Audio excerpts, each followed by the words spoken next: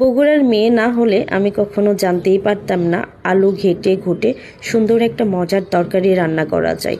আসসালামু আলাইকুম এভরিওয়ান। তো আমি আপনাদের সঙ্গে শেয়ার করতে যাচ্ছি বগুড়ার ঐতিহ্যবাহী আলু ঘাটি কীভাবে রান্না করে। তো দেখেন, আলু ঘাটি রান্না করতে গেলে অবশ্যই তো গরুর মাংসের প্রয়োজন। তো আমি কিছু গরুর মাংস নিয়েছি, আর গরুর মাংসটা তেলাক্ত হলে বেশি ভালো হয়। তো আমি মাংসের ভিতরে সমস্ত মশলা অ্যাড করলাম। অ্যাড করার পরে আমি সুন্দর করে এটা মাখিয়ে নিয়েছি, মাখিয়ে রেখে দিব। তারপরে আমি প্রেশার কুকারের ভিতরে তেল দিয়েছি, তেলের ভিতরে মশলা অ্যাড করলাম। তো মশলা আমি কিছুক্ষণ রেখে দিব, কারণ মশলাটা যাতে লাল লাল হয়ে যায়। লাল লাল হয়ে গেলে হবে কি, মশলাটা ভালো হবে। তো দেখেন, আলু ঘাটি করতে গেলে অবশ্যই তো আলুর প্রয়োজন। তো আমি আলু সুন্দর করে ধুয়ে নিচ্ছি। ধুয়ে নেওয়ার পর এটা আমি সিদ্ধ করে নেব। তো এর মধ্যে আমার মশলা গরম হয়েছে, আমি গরুর মাংসটা ছেড়ে দিলাম মশলার ভিতরে।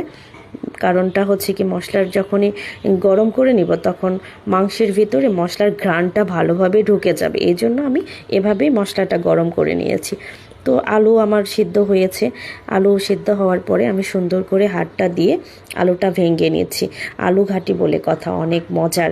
আমি আসলেই এই জিনিসটা অনেক পছন্দ করি, তো আমি আপনাদের সঙ্গে শেয়ার করলাম।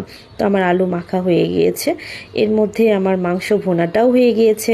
মাংস ভুনা দেখে কি যে মজা, দেখেই মনে হচ্ছে যে এখনই আমি খেয়ে নিই। তো আমার যেহেতু আলু ঘাটি রান্না হয়নি, আমি কিভাবে খাবো।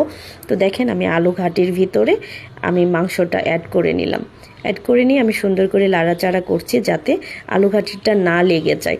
তো আমার ইতিমধ্যেই আলু ঘাটিটা হয়ে গিয়েছে। তো আলু ঘাটি হওয়ার মধ্যেই আমি এর উপরে ধনেপাতা আর কাঁচা লঙ্কা দিয়ে দিলাম, যাতে এটার ঘ্রাণটাও ভালোভাবে পাওয়া